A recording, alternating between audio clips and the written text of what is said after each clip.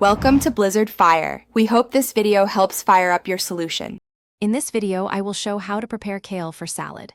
First, choose fresh kale with vibrant, dark green leaves. Next, rinse the kale thoroughly under cool running water to remove any dirt or debris. Finally, ensure the kale is completely dry. A salad spinner works best, or you can pat it dry with paper towels. This step is crucial for a great salad. Now, let's destem and chop your kale. Hold each leaf by the stem and strip the leafy greens away, discarding the tough center. For easy chopping, stack a few leaves, roll them tightly like a cigar, and then slice them crosswise. Aim for small, bite-sized pieces, about 1/2 inch wide, for the best salad texture. The secret to tender kale is massaging it. Place your chopped kale in a large bowl.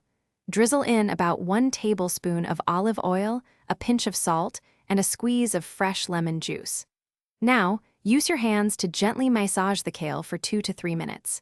You'll notice the leaves soften and become more vibrant, making them much more palatable. Your kale is now ready for dressing. Add your favorite salad dressing and toss everything together thoroughly to ensure every piece is coated.